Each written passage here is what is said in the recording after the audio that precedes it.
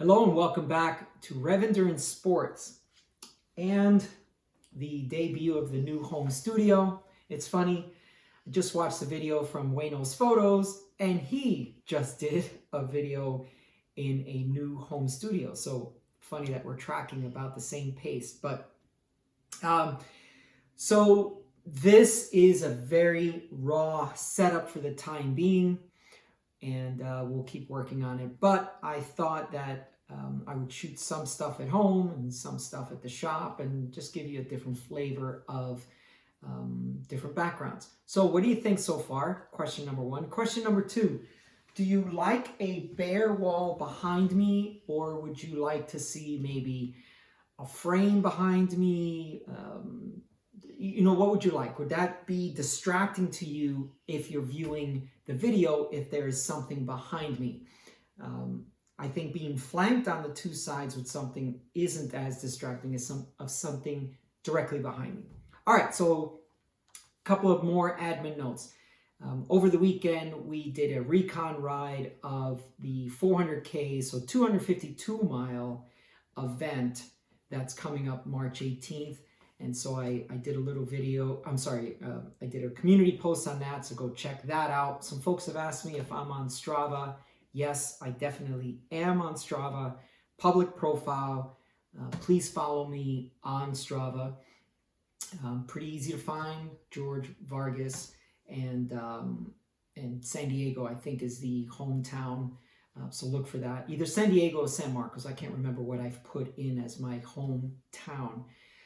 Also, just before going out on Saturday morning, that either Friday night or early Saturday morning, had a discussion with @the White Rabbit about my saddle height being too high, my hips rocking, and one of the claims were, well, if you do this or do that, your saddle height this or that, and then you'll be more efficient and less tired. So funny thing, I don't get tired. I mean, I do 200 milers, 500 milers. Yeah. So we'll have a discussion on that, because also Princess Yao just made a comment on handlebars, stem length, and short legs, long torso. So I need to give you my thoughts on that. All right, let's get on to the topic of today, but just know that these things are in the hopper. Oh, one more. The SRAM Force redesign that was announced March 1st. Okay, so those are some videos I'm working on, and I just need to get them all done while still running a bike shop. Okay, so let's talk about e-bikes, because e-bikes, they're coming more and more. And while there are some downsides to them, I have some really strong opinions about the positive upside of them. In this area, with the morning school run, the more e-bikes are out there, the less cars are on the road with parents making the school run. Definite plus. We've got families going out and riding now. You've got the experienced rider being able to take their significant other with them. My business neighbor down below, that's a situation he's in. He can ride and his wife can ride an e-bike, and they can ride together. So lots of pluses. But what we need to talk about is some of the things that if you don't have regulations, which I know some folks don't like regulations, it costs a lot more money to pass certain safety standards to be sold. But regulations in some respects are a good thing. And what we're talking about today is UL2849.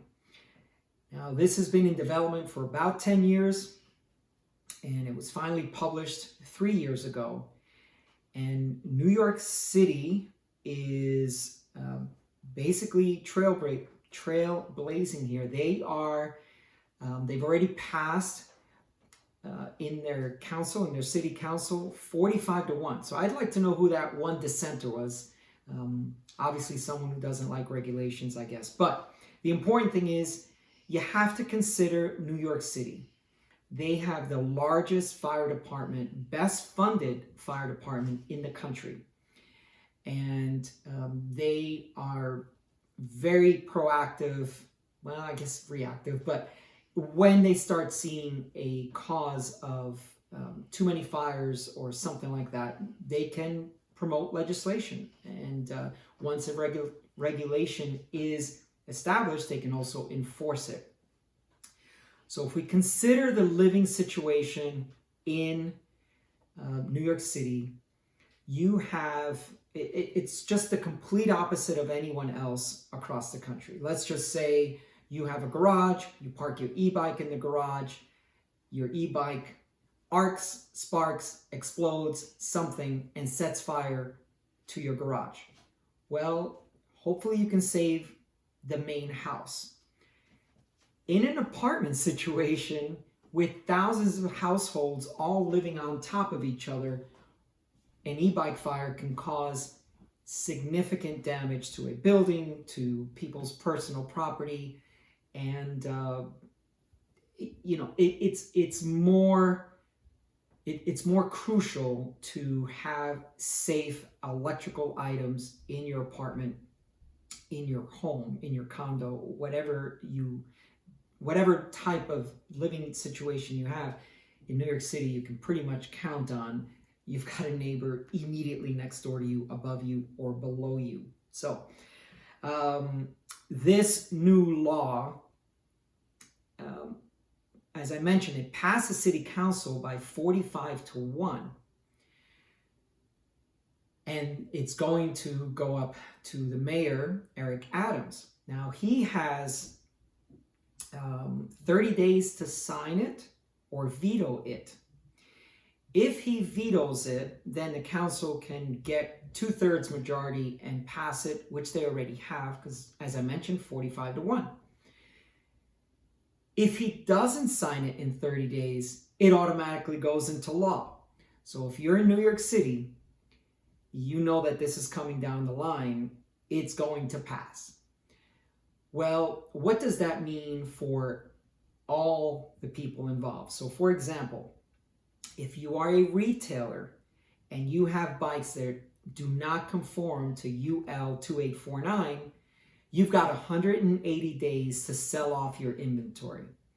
Now, Heather Mason, who is the president of the National Bicycle Dealers Association, so from this point forward, NBDA, they're saying, hey, you've got 180 days, sell off this inventory, and we go from there.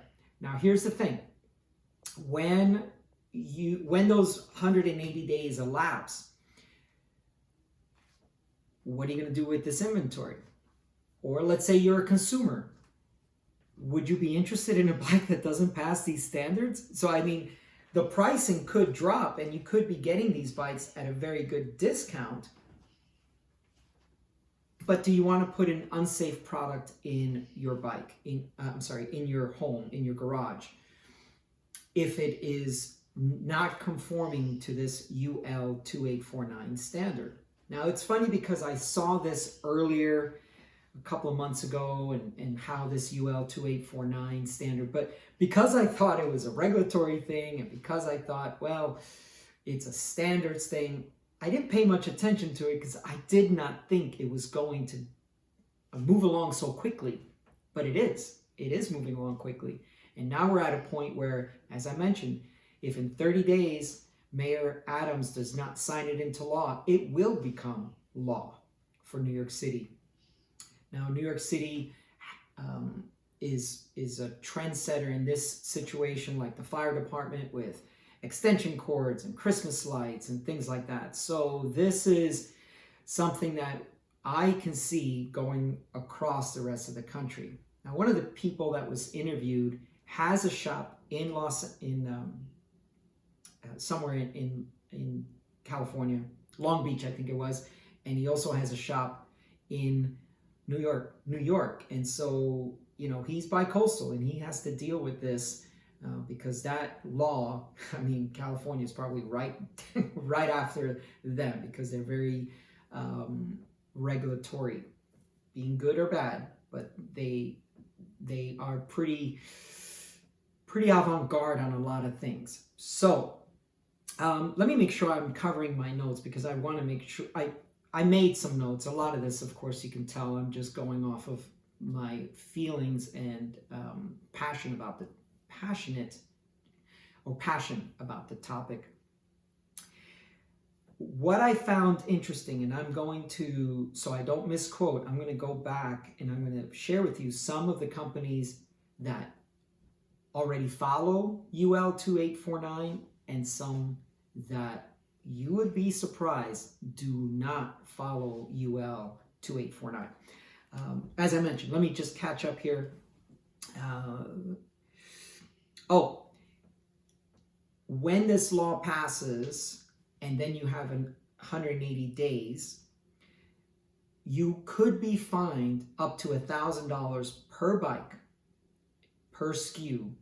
So I don't know if that means you got 10 bikes under the same SKU, it's only $1,000 fine, or I wasn't clear on that, but that's not the important part. They can be fines assessed. You cannot sell rebuilt batteries, so bike or battery. So even just having a battery in your shop could be an issue. A battery that does not conform to UL2849. So you're not allowed to sell used batteries or rebuilt batteries. Now there's another organization called People for Bikes.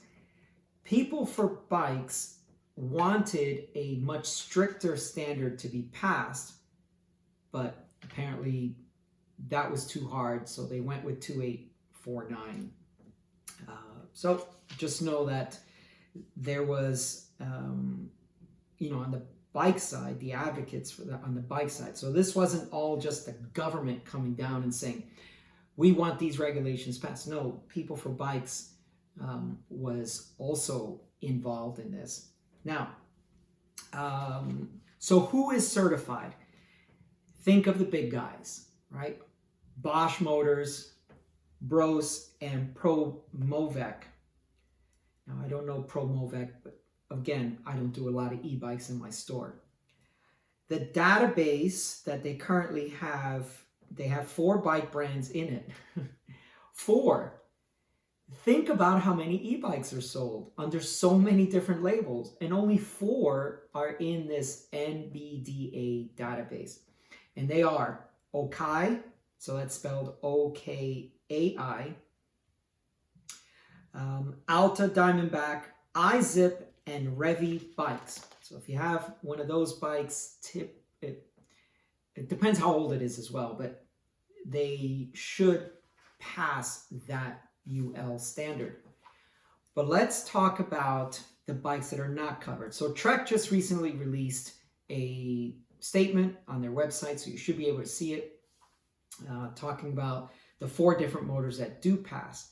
And then Pan, who is a big holding company or bigger company that owns a lot of brands, I think Cervelo is under their umbrella, a few others, and Cannondale. So they mentioned that their Gazelle and Bosch, so the Cannondale e-bikes, Gazelle, because they have the Bosch motor, they fall perfectly in there. So please pay attention to this part, because this was striking to me. On the non-certified list of bikes, we've got Specialized, Giant, Pedigo. I mean, Pedigo is huge here because they even have its own brick and mortar location here. So Specialized, Giant, Pedigo, and Rad Power. So here we are again with Rad Power not conforming to a standard. And they are prolific here in San Diego. They are everywhere. I mean, I just worked on one on Friday, and they're just everywhere. And to dispel a myth, there are bikes that can be found for $1,000 or less. And I think this is important because if you think about regulations and standards and testing and things like that, you may think, okay, well, that's going to increase the product price to the consumer. But they mentioned 2 bikes. Totem and Velo Trick. So anyway, you can find some of these bikes. Now, Amazon says that they have models that are UL2849 compliant, but they don't demand that a retailer or wholesaler, whoever's selling to Amazon, they don't specifically demand that they show proof. So buyer beware, caveat emptor, as they say. So a couple of questions I have. First is, who's going to buy these bikes in that 180-day window if they're not certified? The shops, I think, should disclose that, hey, by the way, this bike is marked down because it doesn't follow the regulation. Another question I have is, if your shop is full of these bikes and you need to sell them, I mean, how much of an impact is that on your business? Another thing that I saw was there are landlords of brick and mortar locations that are hip to this regulation, and they don't want these bike shops to carry these products. So if you're the bike shop owner, now your landlord is telling you, we don't want these bikes in our buildings. Makes sense, right? So how many of those businesses are going to be impacted? I mean, let's just say you carry brand A, brand B, brand C, and all three of those don't have certification, and you need to get brand D, but there's a shop near you that carries brand D. You can't open up an account for that brand because you're too close to this other brand, this other bike shop. So that's one thing.